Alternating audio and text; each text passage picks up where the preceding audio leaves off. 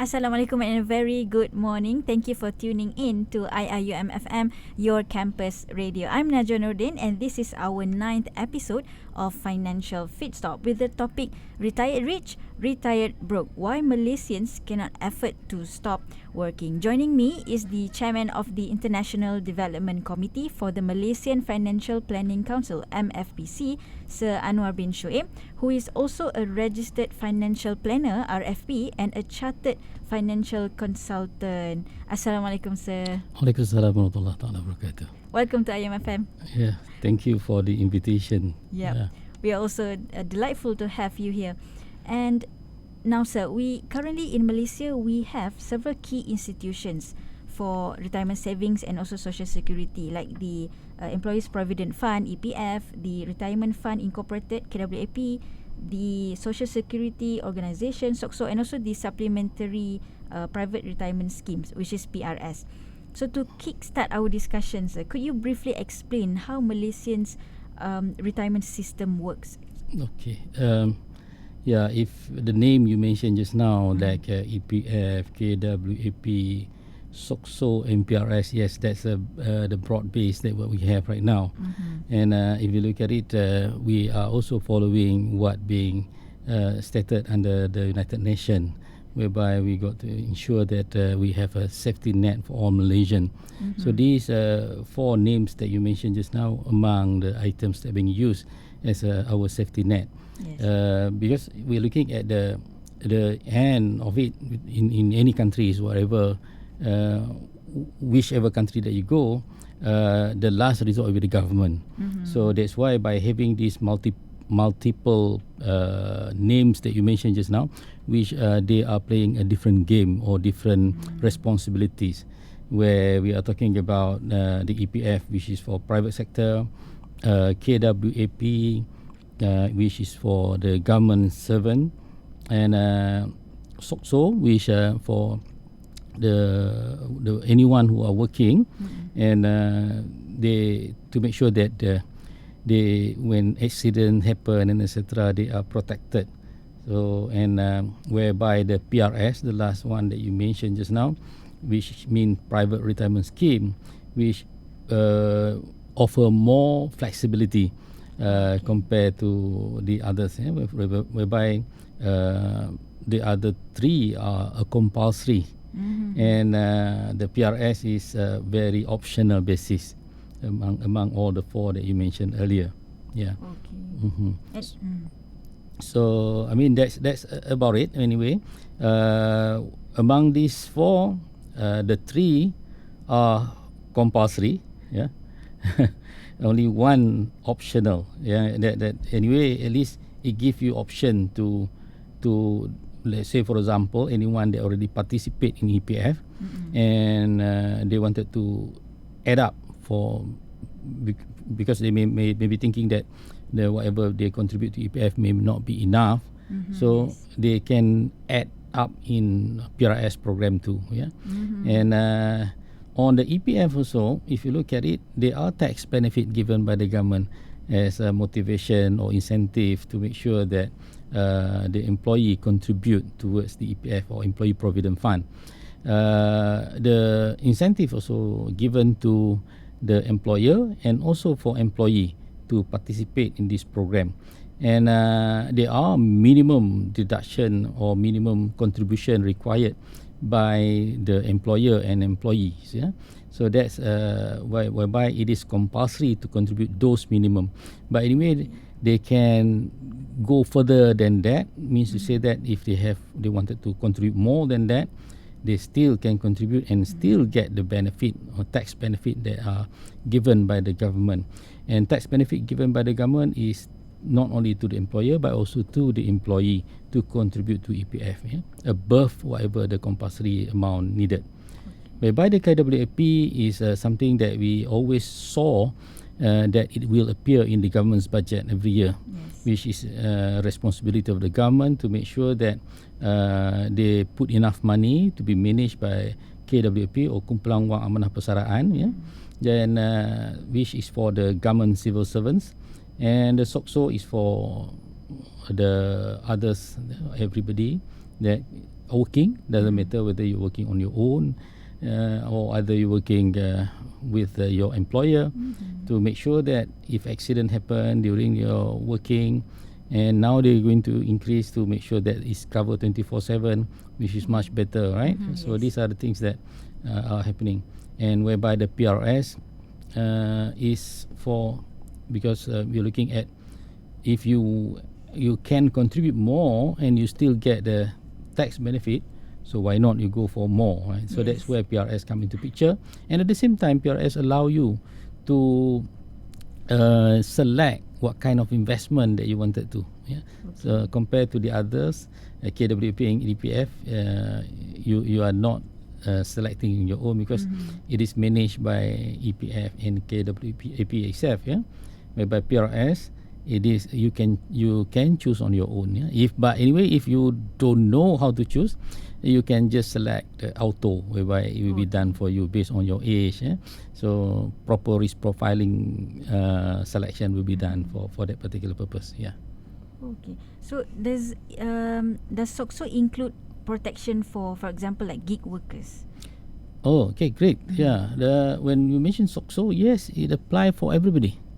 It's apply for everybody. So even you wanted to work on your own, for example, so you are still can contribute to you still can participate in SOCSO. So and that's a good thing. That's a good if thing. for example, if like a student, they want to find an extra money and they would go for example, work as a rider, so how can they subscribe to SOCSO or get protection from Okay. SOCSO? The important part is that you must have a business registration. Business registration. Yes, that's the number one. So once you have the business registration, that means to say that you are legally working. You are legally working. So you can run your own business. So this is considered you are running your own business.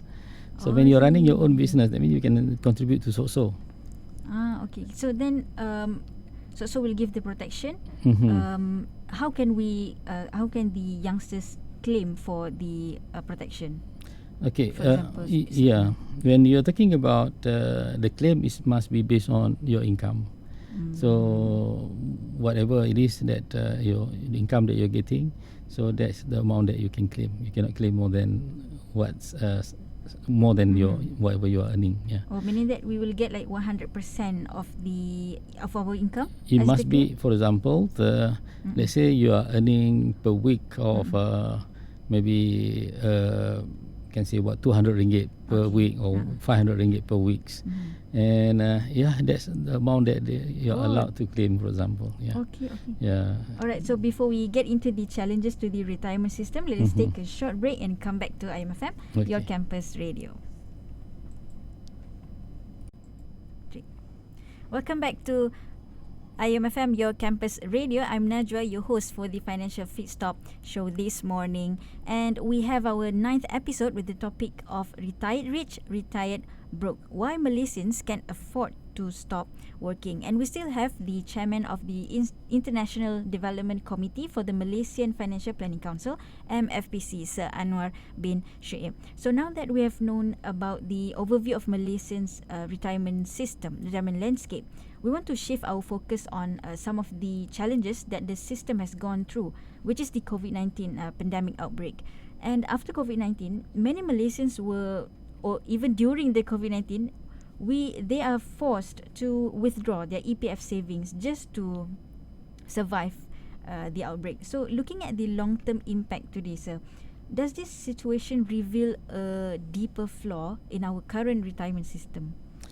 Okay, that's a great question, because we always like to look at how can the government taking care of us. Yes. That's how we're looking at why we're asking this question in the first place. And in the perspective of financial planning and wealth management itself, we always talk about or discuss about the independent situation, or we prefer to say financially freedom. Yes. Some people would say that, or you don't need other people's help or assistance in order for you to survive. So that's the basis of it. So when we're talking about financial planning and wealth management, So financial planning itself is applied for everybody. Doesn't matter they are having a lot of wealth or they don't have much wealth, or they have nothing at all. They are required to do financial planning. And the purpose of financial planning itself to ensure that we are well prepared ourselves, so that when a situation were to come, emergency, any kind of emergency, we have enough money to support our own survival in case of emergency. And during the COVID-19, which in our lifetime, we never happened to experience this before. Yes. And so this is the first things that we had experienced. But anyway, in the mankind existence, there are many other similar kind of things had happened in the past. Like a black plague and etc. That's had happened in the past. But in our own lifetime currently, we did not experience, and this is the first time that we experienced. And with the COVID-19 hit all over the world, one of the strategy in financial planning to ensure that we have enough fund to cover our 6-month expenses, consider not enough at all, because COVID-19 surpassed that period of 6 months, more longer than that. And that means to say that any amount of emergency fund that being kept by everyone due to satisfy the emergency requirement, which only limited only up to 6 months, burst. So all become not enough. And due to that, they got to look for other or area or where they can get to make sure that they can survive. True enough, I discussed just now, we always put the responsibility to the government of the day, and in that particular situation also government looking for avenue how they can ensure that the public are taken care of. And if you're looking at how the way to do it, it's not an easy kind of things to think about. So that's why on top of whatever things that the government has done during that time, the government do suggest, do come up with the strategy to allow the contributors of the EPF, Employee Provident Fund, to withdraw their own money that's supposed to be their retirement money. But anyway, that particular situation, we can say that if the government didn't do that, how can the government get enough money to give to the public? The government also need the public to pay tax. Then only the government can utilize those money to whatever expenses the government want to use. And by one of the best way to do is that to allow the public or the citizen, our Malaysian citizen themselves, to withdraw from their own money and spend properly with their certain amount of money that is allowed, which we're talking about the 10,000 amount being allowed to withdraw per session that they allow, right? So these are the kind of things that being done by the government. So that's what what have been done by the government during that time, and I believe that does help a lot for the Malaysian public to survive. Anyway, there are certain guide being given also.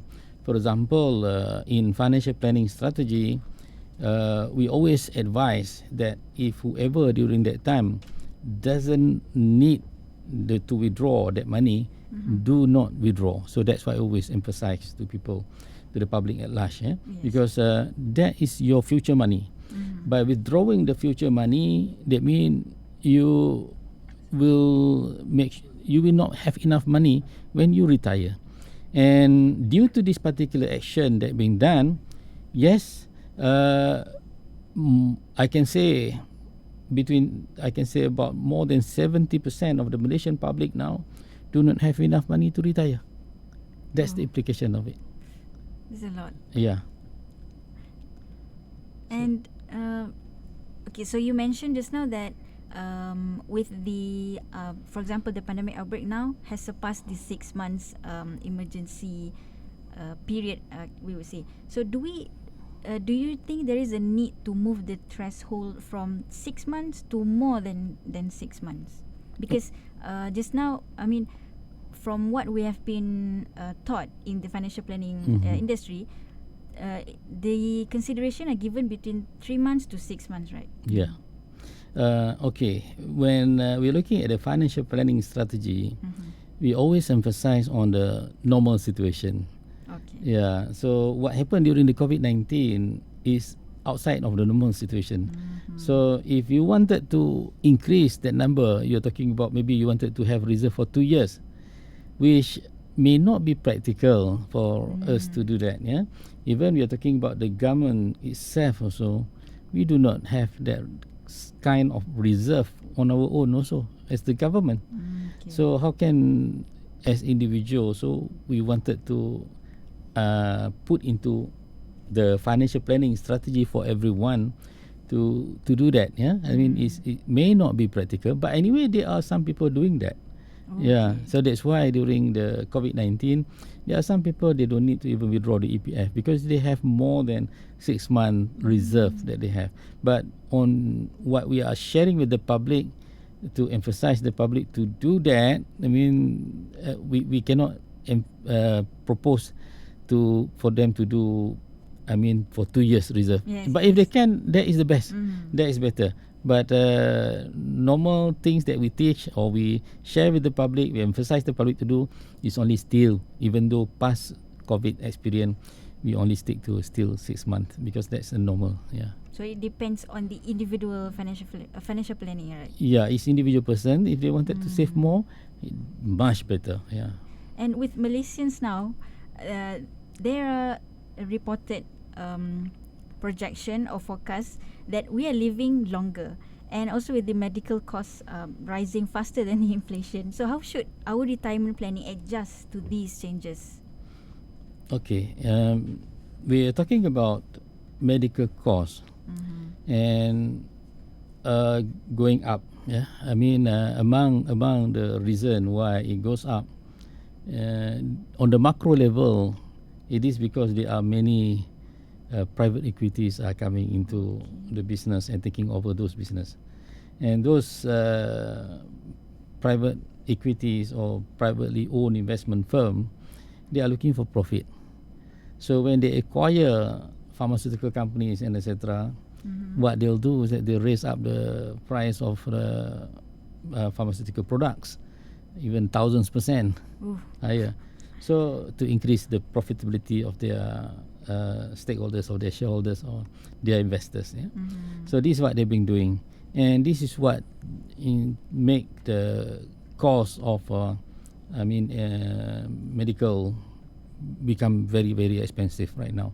Yes. Yeah, but if you look at true enough, when the doctors and all the practitioners in industry also, they need to make sure that their income also at par with the rest. Yeah. So how can you say that your income doesn't need to increase, so that we can have a cheaper medical cost? So I mean, it's not fair. They are also similar like all of us. We are all human beings, and we also wanted to raise our lifestyle or level of our life. Yeah. So means to say that they also need to have some increase in their salary annually. Yes. But for me, I didn't see that as something that give big impact. The one that give big impact is the pharmaceutical products and items that we have right now. Even though you're talking about medical equipment also now very expensive. Yes. Yeah, so new technologies and etc. How can you expect it become cheaper? So you can't expect them to be cheaper. So but what we can do is that's why insurance and takaful. Yeah. So but as a Muslim, we should go and take takaful because insurance is haram. Yeah, for a Muslim. So as a fatwa in Malaysia already stated clearly. So make sure that we have the medical coverage from the takaful operator, so that you can claim instead of you bring it out from the pocket, because maybe that will give your, make sure that you create a big hole in your pocket when things happen, right? So you want to ensure that you don't create a big hole when things come due to medical condition. So you have, by having takaful medical coverage is a better way to do. Yeah. And also as one of the ways for us to have a little bit cushion to Yes. absorb the impact of the medical cost rising. Precisely. Yeah. Yes. So we will discuss about the sustainability of our retirement system as Malaysians are moving towards an aging nation. Only on IIUM-FM, your campus radio. 3. Welcome back to Financial Fit Stop episode 9 on IIUM-FM, your campus radio. And we are still discussing about retirement with the title of Retired Rich, Retired Broke. Why Malaysians can afford to stop working. I'm still with the chairman of the International Development Committee for the Malaysian Financial Planning Council, MFPC, Sir Anuar bin Shuib. So sir, we are seeing coverage gaps or unequal access to the retirement security among the society. For example, the formal workers, they might have EPF, but then for gig workers, they may have fewer options for their retirement savings. From your perspective, how does this difference affect the retirement preparedness among the society? Okay, great. Now, when we're looking at the formal workers, or we call it the one who are working with their employer, for example, so they always have the two contributor, which a portion of it will be contributed by the employer, and another portion of it we themselves who are contributing to this particular retirement fund, EPF. But when we look at even the gig workers also, they can participate in EPF. Yeah, but things that they must have a registration of businesses and etc. Whatever business that they're doing, and with that they can start contributing to EPF on their own. And they still can get the tax benefit out of it. But the difference for them is that because for them they running their own business, they contribute on their own. Whereas we're talking about the one who are employed by other people, the formal workers, for example, they are working for others, who they are working for the employer. For their employer will be contributing a portion of the employer's portion to EPF, which consider quite substantial. We're talking about, we're talking about the normal contribution 12 and 11%, which is 12% contributed by the employer and 11% contributed by the employee. So I may say, because the difference is only 1%, so I may say dollar to dollar, 1 ringgit to 1 ringgit. So it means to say about 1 ringgit you contribute, another 1 ringgit coming from your employer. Even though there are some difference because you're talking about 12% and 11%, right? Yeah. So, but at least somebody else contributing to you, that is much better for the formal workers, and which it is not enjoyed by the gig workers, because you are running your own business and you got to contribute on your own. Yeah. But people have choice. Some people, some people they love to do their own business. They don't want to be confined by the working hours, being dictated by the employers and etc. So that's why they love to do the work on their own, running their own business, like becoming a gig worker, for example. So that's why they love it. And then for another thing is that they can dictate how much they're going to earn for that particular month, or that particular week, because Malaysia we are talking about monthly income, whereby in the West they are talking about weekly income. So that's the way, the different how we look at the way we earn an income in the West and in our part of the world. Okay, and when we say that the differences is only because the normal or the formal workers, somebody else contribute for them an additional similar amount, but for the gig workers, they got to do on their own. But anyway, they can dictate. So let's say they wanted to make sure that they have more money in the future, So for sure they do have to work more harder, Yes. and by getting working more harder, for sure they are earning more income, and when they are earning more income, more they can contribute to their EPF. And on top of that, it is not only EPF that they can do. They can still use PRS still. Yeah. Yes. Except they cannot participate in KWAP because the KWAP is only for the government servant. Yeah, but anyway, I can say that they have a choice and they have option. Because I didn't look at it as that their option is less, but the thing is that they don't have other people contributing for them. So that's the main difference between the one who are running their own business, for example, gig workers, and compared to the one who are working for others, whereby their employee are contributing. Yeah. And now we are seeing that Malaysia are moving towards an aging nation. We have lower birth rates, and also fewer young people are entering the workforce. How can the retirement system sustains with these changes? Okay, when we are looking at the Western country, for example, this problem you can see that the implications are huge in the Western country, because in the Western country they are looking at the system whereby you are talking about a kind like pay as you go, means to say that if you have less young people right now, because these young people are the one who contribute for your retirement.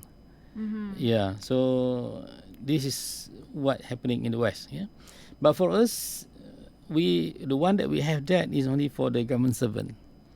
So for non-government servant, it is not defined benefit. It is a defined contribution, because EPF is defined contribution, whereby the KWAP is a defined benefit.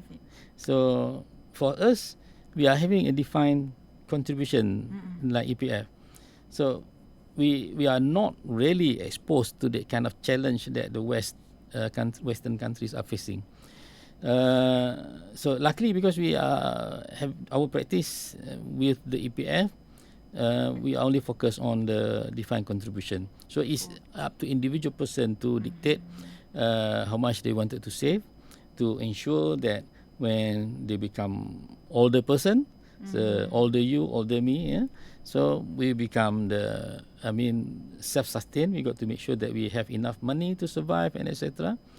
And another challenge, anyway, even though you put up this question to me, I think another challenge that we have currently, because the current population that today is living in the situation we call also as a sandwich society. Yes. Whereby this sandwich society put up the burden to the person that need to take care of their parents. At the same time, they need to take care of their children.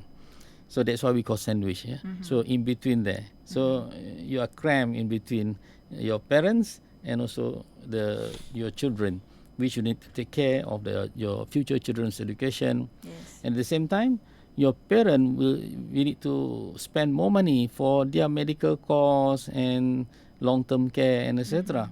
And at the same time, you got to take care on your own life. So which is, I can say, very challenging. Yeah, this is the situation that we are facing right now in Malaysia.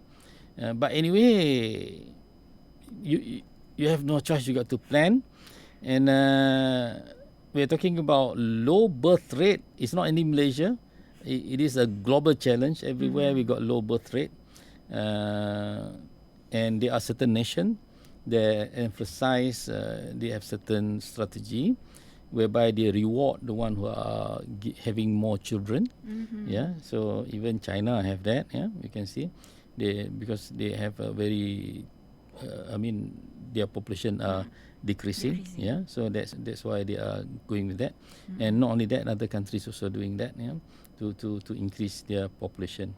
And I think for us, Malaysia also, we need to find a way to make sure that we increase our population. Maybe young people should ensure that they marry early. I think shouldn't wait for. Now the age of people getting married or couple getting married increasing. Yeah. So if like even myself, so I married early, so so that's why I can have a grandchild already at this age. Yeah. So yeah, married early. That's what we're supposed to emphasize for people to have a quality time together with their spouse and etc. and have more children. We need that. And you have also mentioned that some nations, some countries, they are giving incentives or rewards to the people regarding, to overcome these challenges. So do you think Malaysia should follow some or emulate some of the incentives? It's great if Malaysia decide to do that, yeah. But as of now, I don't think so that the government going to that way, yeah. But we should start thinking about that because what happened in Malaysia not like as serious as happened in China. So because in China in the past they had one family only one child per family. So that's the one that really make them really hit hard because of that. For Malaysia, not quite serious, but I think we're looking at we are only surpass only 2.1. We're talking about our rate of birth. So with 2.1, that means you have only very small additional on top of per couple that you have. I mean to say that so it's critical. It's near to. I mean, if we didn't address it now, we may face challenge like China too in the future. Yeah. So if the government wanted to try to address that issue right now, that would be good. Yeah. Okay. We'll be taking a short break before our last slot with Sir Anuar Shuib. Stay tuned with us at IIUM FM, your campus radio. Welcome back to Financial Fit Stop episode 9 with the topic on retired rich, retired broke, why Malaysians can afford to stop working. And this is our last session with the chairman of the International Development Committee for the Malaysian Financial Planning Council, MFPC, Sir Anuar bin Shuib. Now, sir, we have seen the overview, the challenges, the changes that have been happening since the COVID-19 pandemic outbreak, and along with the longer lifespans and also the varying access to retirement savings. So what steps do you think can policymakers and also individuals take to better prepare them for retirement? Okay, great.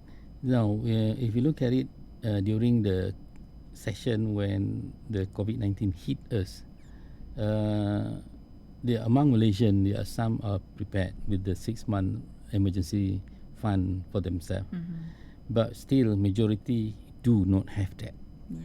So that's why they got to go for the EPF money to withdraw so that they can utilize that money when COVID-19 hit us. And so among the things to overcome those issues is to increase the number of more prepared people.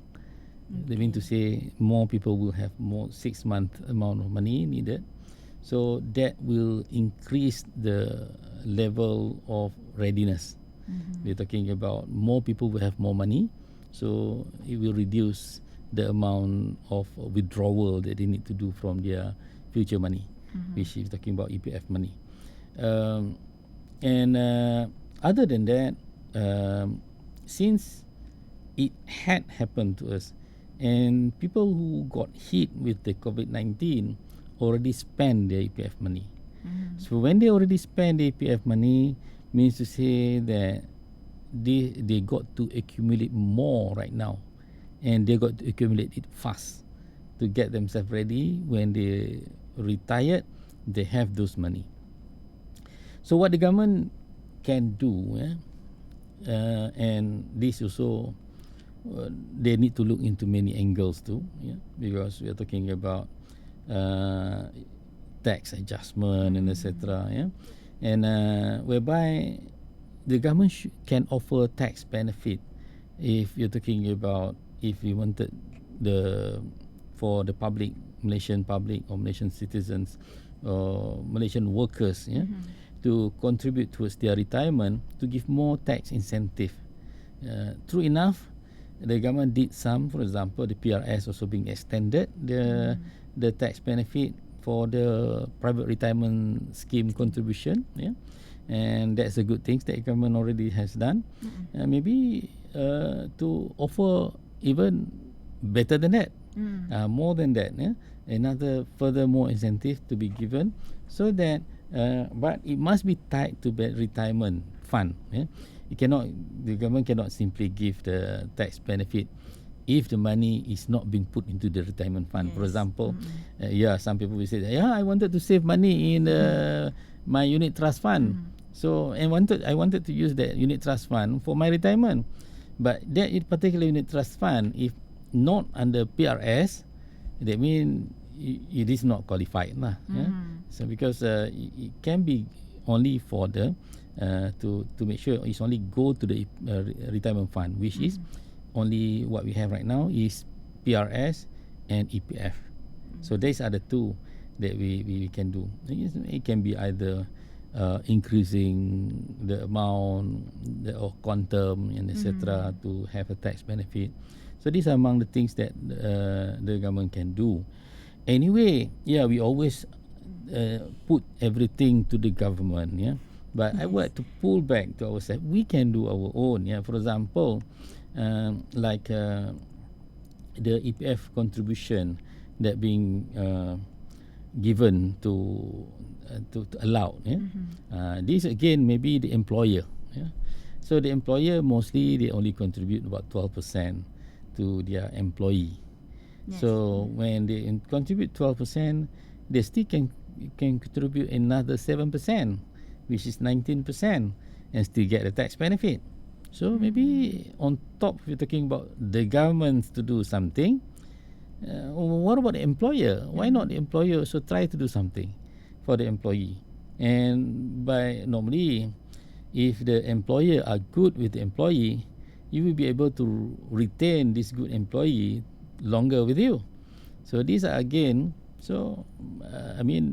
employer also can utilize this tax benefit that is being given to them, and to help their employees to have more saving in their retirement. And on top of that, the employee themselves also should be say thank you to the employer too by performing better at work. This is a kind of win-win situation. Anyway, we cannot put everything to the government. So that's what I think that we can say. But anyway, the government policy to continue to give tax benefit to PRS is a good effort. And if the government wanted to put some certain emphasis on the employer right now to play their role also, I think that's another good move that the government can do. Sometimes the employer also, if there's no push from the government, maybe they didn't think about that, or they may think that things are normal to do as what they've been doing right now. But if the government gives some push a little bit to the employer to play their role, maybe that can give a better, put our country at a better position to be more prepared in the future, if in case this kind of situation were to be faced by us again in the future. And what about the individuals? When you look at the individual, true enough, the planning that we always emphasize, even under anywhere we go under Financial Education Network, which lead by Bank Negara and SC also, we always emphasize for 6 months. That's what we always do. And true enough that we cannot put the burden on other people. We should help ourselves to increase our own saving, because PRS is there, private retirement scheme is there. Even though, let's say, you already contribute to PRS up to the maximum amount that's tax benefit being given to you, but let's say you're working on your own, right? You're running your own business, then you still can contribute more, but no more tax benefit. But why not? Why worry? Because at least you are contributing for your better future self. Because if you are not doing that, you're not saving more money enough. If in the future you need the money for you to survive during your retirement, and some more we are talking about earlier, whereby longer life, yeah. Yes. So you will need more money to use. At least you have those money. So tax benefit the government give you as incentive is a bonus. Yeah, but don't totally depend on the tax benefit. Do better for your own self. Protect your own future self so that you can retire. I can say comfortably. So that's what we want. Yeah. And apart from only individuals' commitment or individuals' contribution to their own future money, so I've also emphasized on the strategic collaboration, right, between the government and also the employers to help revitalize or improvise our the Malaysians retirement system. Yes. Much appreciation from us, sir, to you at IMFM for your time and also your sharing, and also to our listeners, thank you so much for staying until the end of our episode today. Don't forget to follow our Instagram, check out our TikTok, and also subscribe to our YouTube channel for more insightful talks just like the one that we have now. And stay tuned for the next segment, Get Grooving with DJ Jadani. Until next time, I'm Najwa Nordin, only at IIM FM, your campus